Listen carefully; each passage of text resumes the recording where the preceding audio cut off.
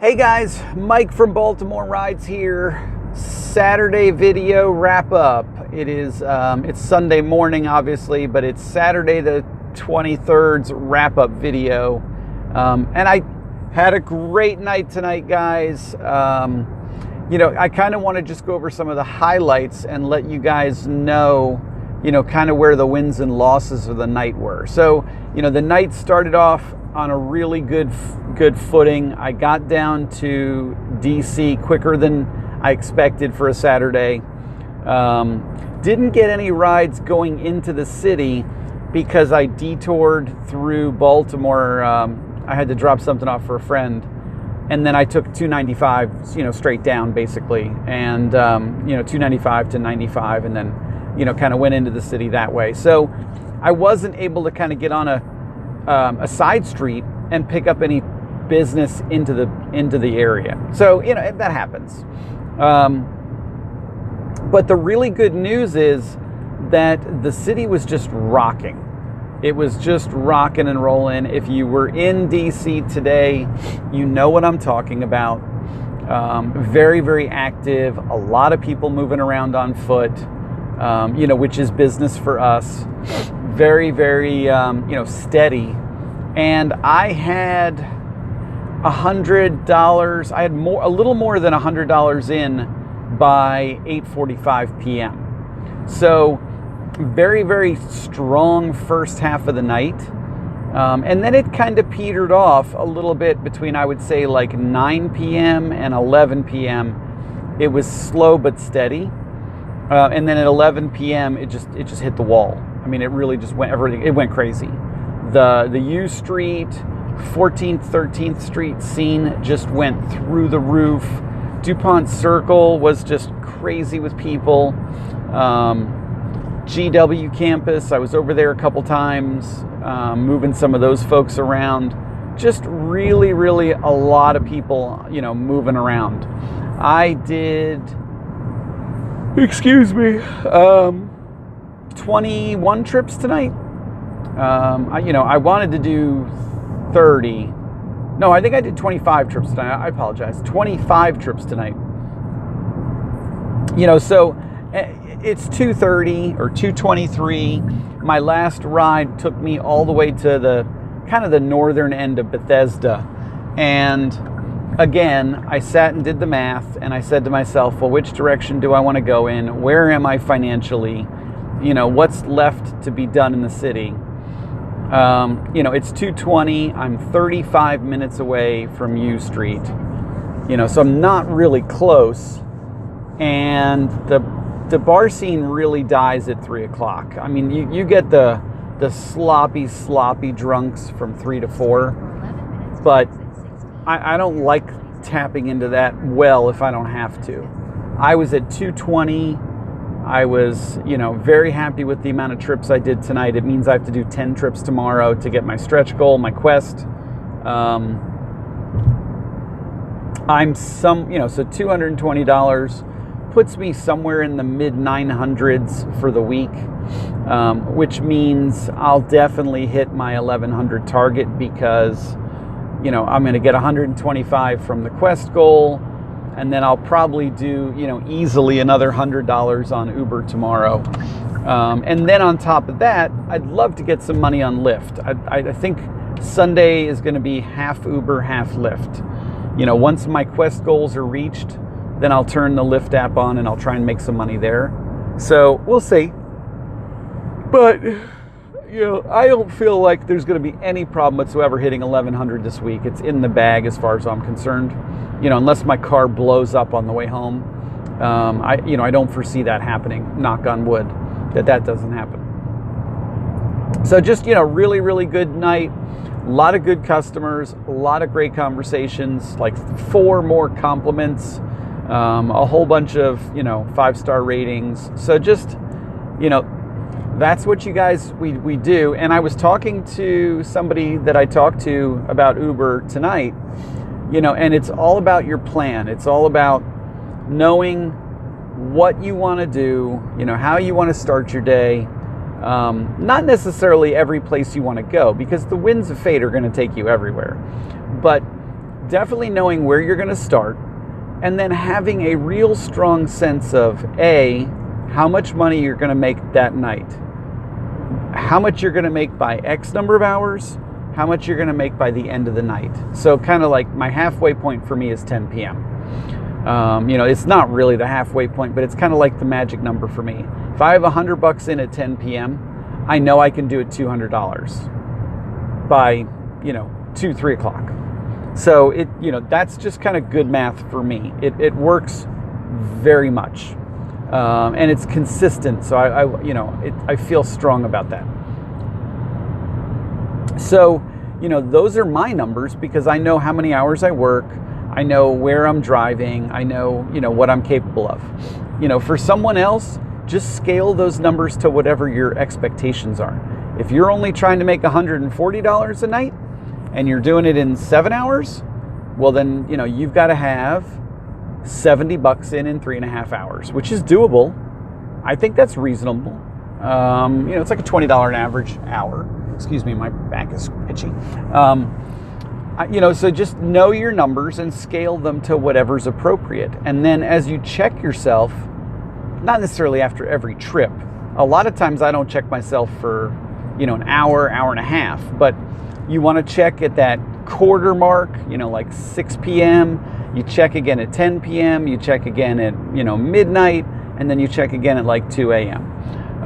Whatever those markers are that you're looking at your timestamp based on how many hours you're driving, and that kind of stuff.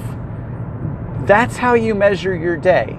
That's how you break your day down into bite-sized pieces. And there's an expression that I always use, how do you eat an elephant? One bite at a time. It's cheesy. I know it's cheesy. I'm sorry. But it's a great analogy. If I said, hey, I'm going to get $200 tonight, how do I get it? I don't know. That's hard. It's hard to just magically make $200 appear when most of your average fares are going to be $7, $8. But if I said, okay, I need to have $50 in by 6 p.m. I need to have $100 in by 10 p.m.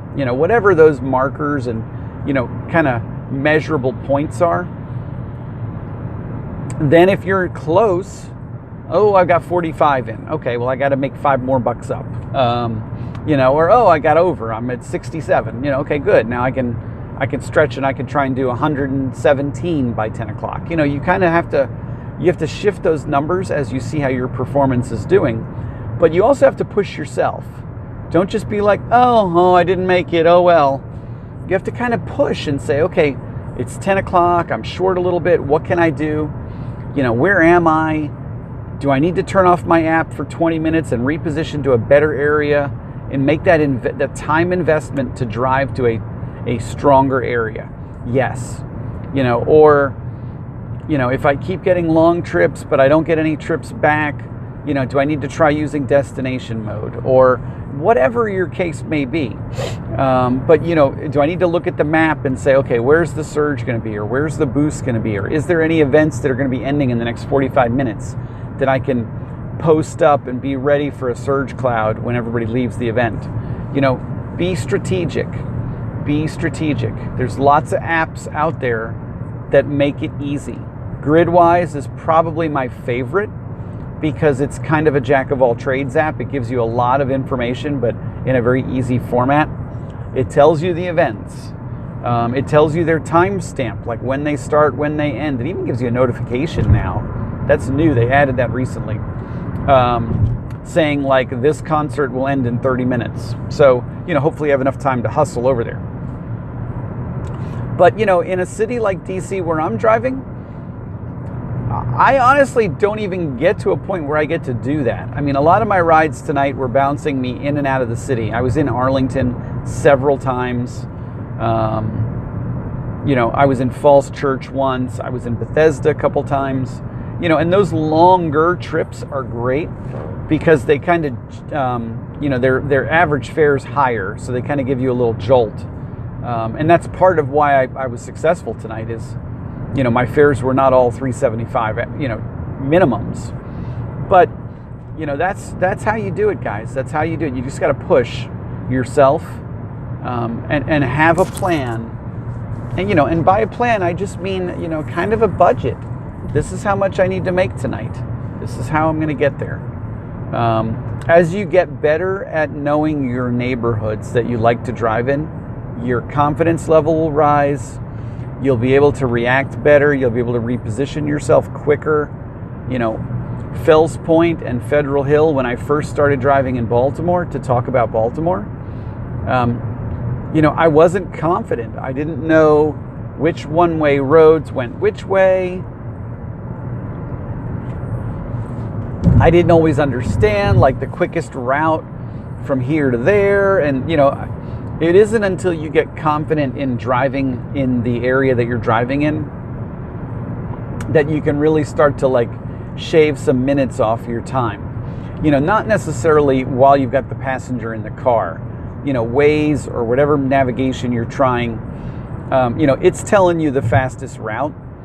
But once that person gets their butt out of your car, if you're not automatically getting another ping, if you're not getting a ride request on the way or right after you drop them off, within, let's say, 2 to 3 minutes, then get your ass moving. Don't sit and wait for more than, 5 minutes in an area unless it's a good area. Hustle back to an area where you're going to be more successful. But here's the big but, okay? And this is something I've been thinking about and refining lately. Don't reposition further than 15 minutes if possible. Now, why do you say that, Mike? So if I get a ride all the way out to Hyattsville, okay? Forestville, Hyattsville, whatever you want to call it. 25 minutes from U Street. I can do one of two things. I can drive 25 minutes back to U Street, and this is all assuming I don't get any rides on the way back if I just leave my app on, okay? But let's say I don't want to get rides in Forestville. Let's say there's surge and boost in the city and there's none on the other side of the Anacostia River where Forestville is. So I'm going to turn my app off and I'm going to reposition. I'm going to look for the place within a 15-minute drive distance, roughly, that I know I can make good money. Because if I get at least 15 minutes closer to where I want to be, and then I turn my app on, and then I finish driving to where I want to be, the extra 10 minutes, let's call it, to U Street with my app on, chances are I get a ride request long before I get there.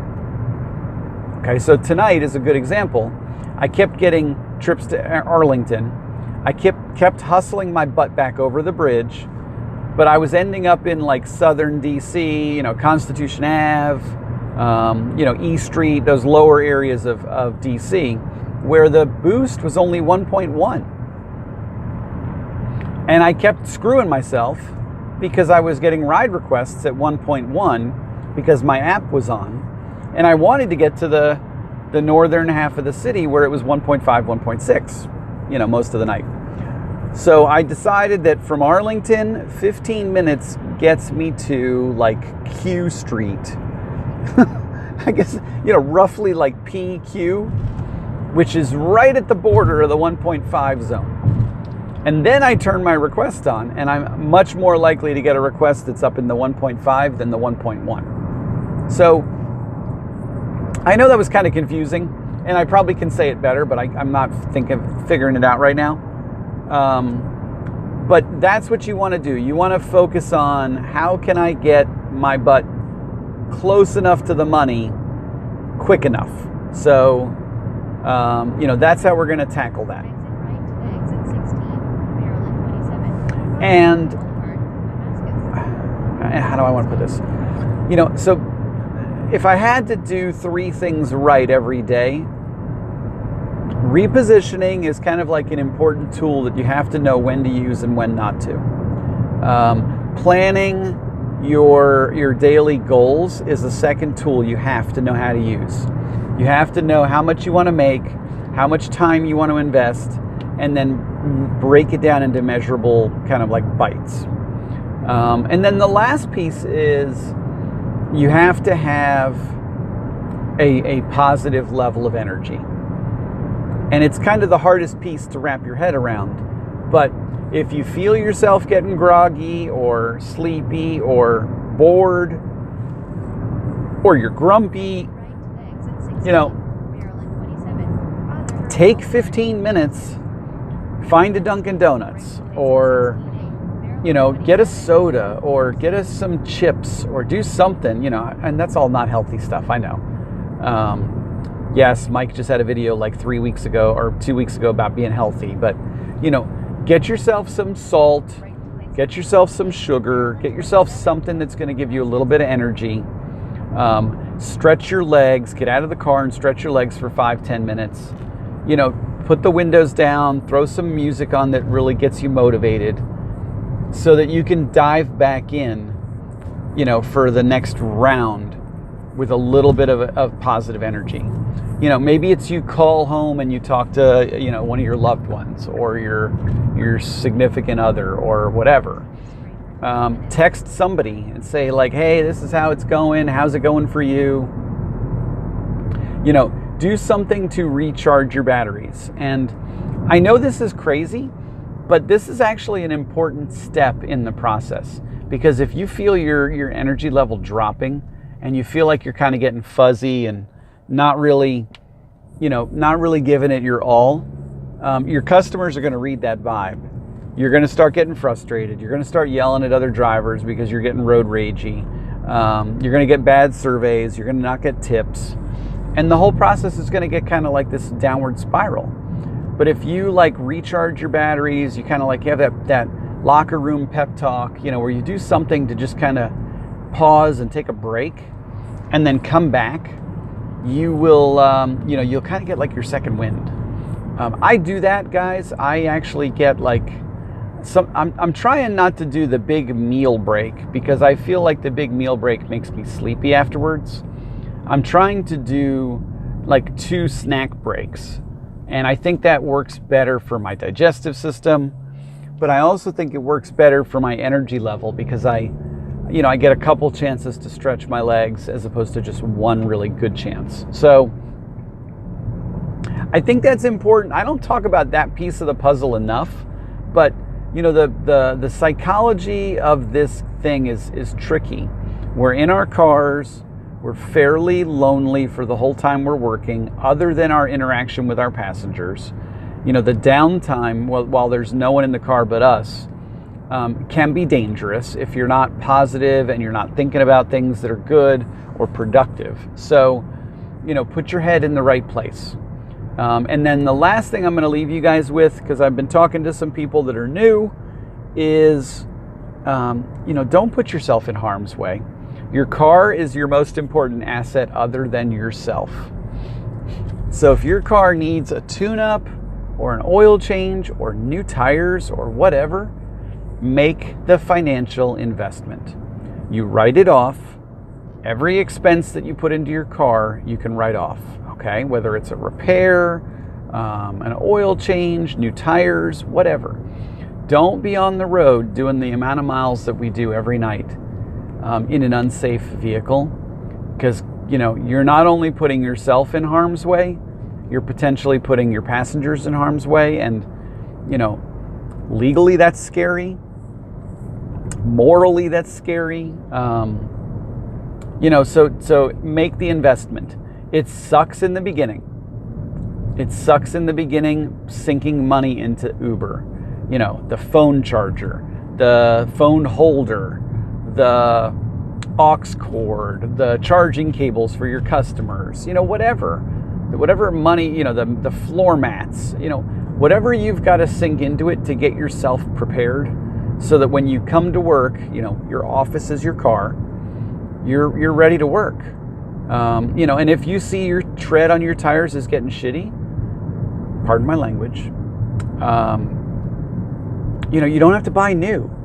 There's a lot of used tire dealers, and I'm going to explain to you how that works, guys, because I don't want you to think, hey, used, that's bad, right? No, it's not like they're taking shitty tires off my car and selling them to you.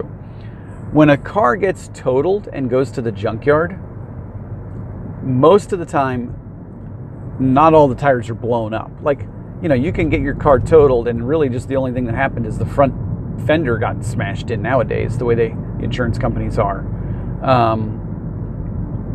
And it's completely still a drivable car, but it's just got body damage. So all those parts that are still fine, that didn't get hurt in the accident, they don't go to waste. Those cars get salvaged and scrapped, and a lot of those companies go around and look for basically fresh tires on totaled cars. Rims, tires, radios, you name it. All that stuff that's not damaged by the accident just goes to a junkyard, and somebody picks it out of a car. And so a lot of these used tire shops, that's what they do, is they either go around themselves and they get used tires, or they buy used tires from the junkyard lots themselves. However that happens, they're basically good tires. They might have a little bit of wear on them, but certainly not, they're not bad tires. I don't want you to think that. And you can save a lot of money, guys. You can buy a tire for a half to third of its value. Just go into a used tire lot. And the guys mount them and balance them for you. They do all the same stuff that, like a Mr. Tire or all those other places do. They're good guys, but it's just a way to be more frugal. And honestly, it's something that's, it's kind of like a recycling. It's something that's going to waste otherwise. So check it out. If you're not mechanically inclined, then just look around for the places that sell and install used tires. They're out there. Check the tread yourself. Make sure the thing is not like bald and you can see the wires sticking out. But if it still looks like it has tread pattern, it's probably fine. If for those of you guys that are fairly mechanical, make friends with Crazy Rays. There's a couple of them all around the Maryland area. My favorite one is in Mount Airy. I just like that one. But learn, their process, what tools you're allowed to bring, what their rates are for stuff. My next trip up there, I'm looking for a whole set of floor mats for my Hyundai Sonata, because the Walmart mats that I've got in here aren't really a good fit. They slide around. They end up getting kind of pushed up underneath the seats. So I really want a set of Hyundai floor mats. So that's that. Long video. I'm kind of rambling. I've touched a couple bases tonight. But now that I'm talking to more and more people, and people are starting to text me, ask me questions, I'm able to dig a little bit and kind of give you guys answers, because if one person's asking the question, chances are other people are thinking it. That's an old school thing that, that goes back to when we were all kids in school. No question's a bad question. If you're thinking it, somebody else probably is too, and they just haven't asked. So just know that's it's good to ask questions, guys. I love it when people ask me questions. It gives me an opportunity to kind of hone in on a specific subject. Otherwise, I just ramble, and I kind of let my brain take me where it will. But everybody have a great night. I'm really happy with the way the week is shaping up. It's almost done. Tomorrow we'll button it up. We'll get the numbers we need to get. I'm going to be off Monday, and I just great week. Really, really great week, guys. On a lot of different levels. I was super, and I'm going to stop talking. I'm just going to be babbling for another 5 minutes if I do. Everybody have a really great night. Get some rest. Clearly I need to get some, because my brain's a little bit like pudding right now. And I will see you guys tomorrow. Good night, everybody.